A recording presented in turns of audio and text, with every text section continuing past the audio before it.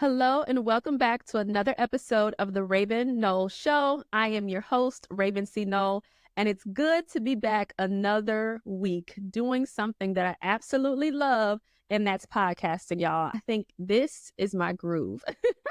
I think I have found my groove. So thank you so much for tuning in. Whether you are a faithful listener of the show or you're joining me for the first time, thank you for being here.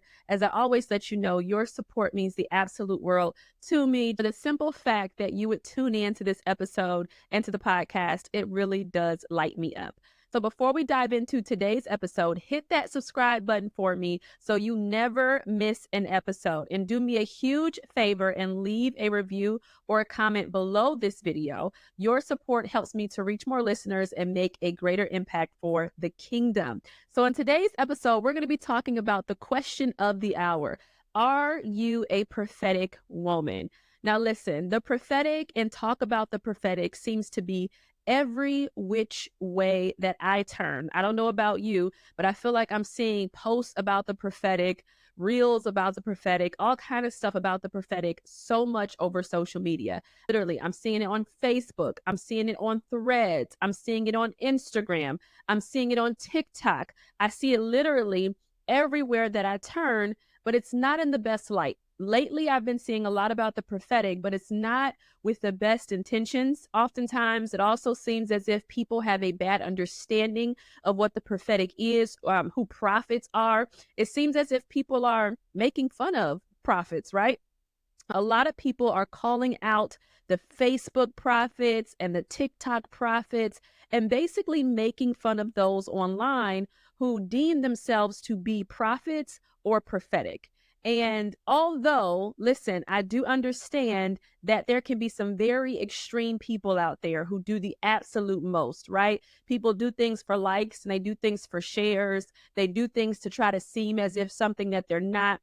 They do things to facade as if they are this and they're not that. So I'm not discounting any of those things. I do understand that there are people out there on the internet that try and be and portray themselves to be something that they are not. And so I get it. People do the absolute most. But I'm kind of getting a little sick of the mockery. That's the thing that's starting to really irritate me and grind my gears a little bit internally, because I feel as if all prophets and all prophetic people are being lumped into this circle of everyone is doing the most, and that's just not the truth. And here's the thing that we have to understand.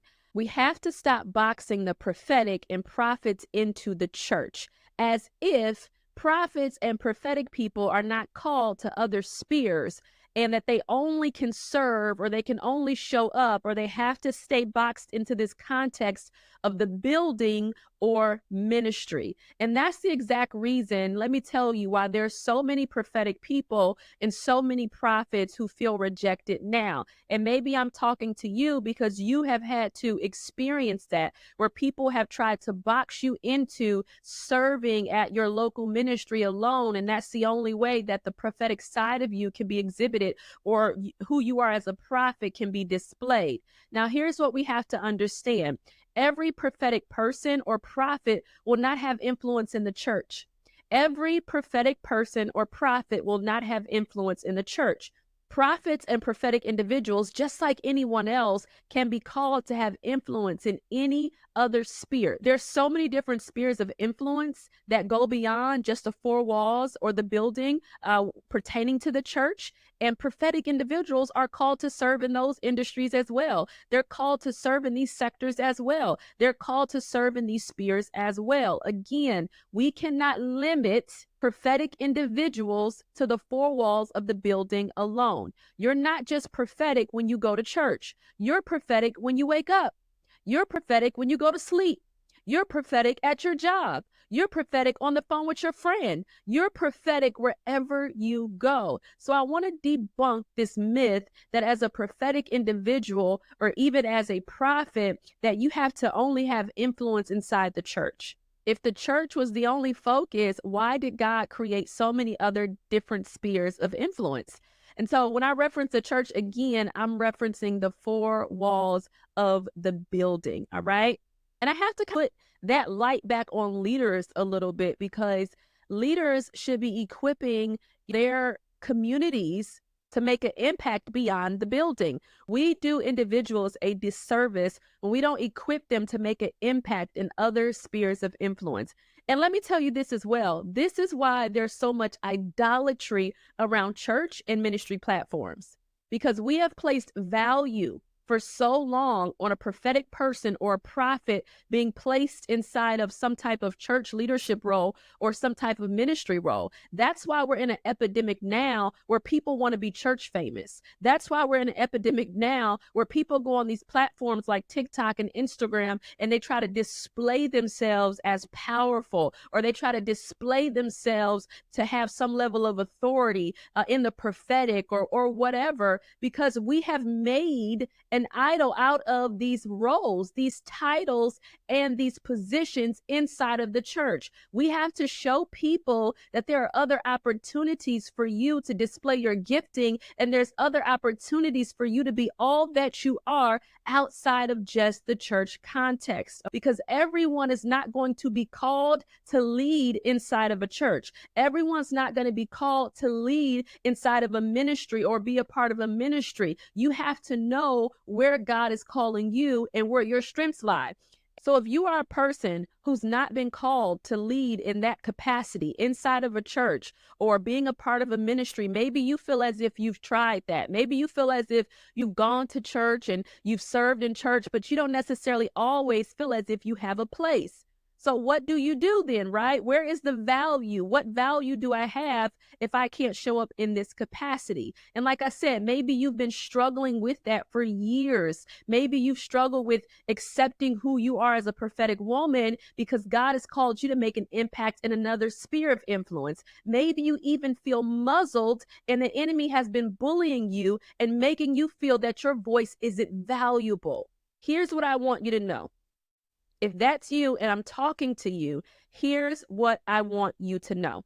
The kingdom is large, and what you carry is not only needed, it's absolutely necessary. We need prophetic women in boardrooms. We need prophetic women in hospitals. We need prophetic women in classrooms. We need prophetic women in laboratories. We need prophetic women in media. We need prophetic women in science. We need prophetic women in government. We need prophetic women in leadership. And we need prophetic women in every sphere of influence. So if you've been struggling, you questioning, I don't know if I am prophetic, if I'm not prophetic, am I called to this? Am I called to that? That doesn't seem as valuable, so I want to do this instead. That doesn't seem as if it's going to get as much recognition, so I want to do this instead. Let's be honest, right? Sometimes we have those different thoughts in our mind, but let me give you a basic definition of what it means to be prophetic. If you are a woman, you've been struggling with trying to determine, am I prophetic? Am I not prophetic? I feel different than everybody else. All these different things. Let me give you a basic definition of what the prophetic is. The prophetic is the supernatural ability to receive and communicate things from God. The prophetic, to be a prophetic individual, that means you have a supernatural ability to receive and communicate things from God. Why in the world would that only be limited to the church or some type of ministry? You see the things that we've been programmed to believe, or we've been programmed to think. Does not God want to communicate outside of the church? Does not God want to communicate outside of the four walls of the building? Does not God want to communicate in every sphere? People in a grocery store need to hear from God. People on the street need to hear from God. People in your workplace need to hear from God. So being prophetic is just a supernatural ability to receive and communicate things from God, whether that's dreams, visions, knowings, sensings, hearing, seeing, whatever it is. You have an ability to communicate with God in a supernatural way. It goes beyond natural understanding. It goes beyond this, right? You seeing me on this podcast, or you hearing me directly via this podcast. It's supernatural. It's something that you can't always describe or explain. And I want you to understand that God did not give you that ability for you to sit on it. God gave you that ability because it is for the benefit of the kingdom. You have to stop allowing people to be the determining factor in how you show up in how God made you and who he has called you to be. The reason why you're not functioning in who you are as a prophetic woman, in the sphere of influence God has called you to and for you to have, is because you've allowed other people to tell you what's valuable and what is not. Listen, I've been there. I have in my past allowed people's opinions of me to limit me in such a way that I was fearful to step out and be confident. I was fearful to step out in my authority. I was fearful to step out and open my mouth because I was always afraid of what are they going to think? What are they going to say? Will they accept me? Oh, they're going to say I'm doing too much. Oh, they're going to say that I'm trying to do this or I'm trying to do that. Or they're going to say I'm prideful. They're going to say all these different things about me. But shouldn't you be rooting for yourself the most? That's something I really had to get in my head. Shouldn't I be my biggest cheerleader? Why am I waiting on everyone else to validate me? Why am I waiting for everyone else to tell me that it's okay, you can do this? Why am I waiting for someone else to give me the green light to be who I am, to be who God says that I am, to be who God has called me to be? Listen, so many prophetic individuals are muzzled currently, and maybe you're one of them, and you feel suppressed because you've never felt validated. And the reason why you've never felt validated, because you keep looking to people to validate you. But let me remind you today that God has to validate you. God has to be the one who gives you that check of approval.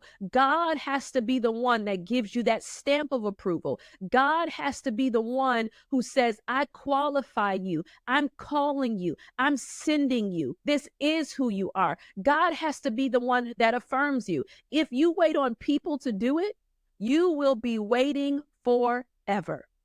Now, this is the exact reason I am hosting the Becoming a Prophetic Woman 3-day challenge. I host this every quarter to be able to help equip prophetic women in being who God says that they are. Not who I say they are, not who so-and-so says they are, not who so-and-so over there says that they are, but who God says that they are.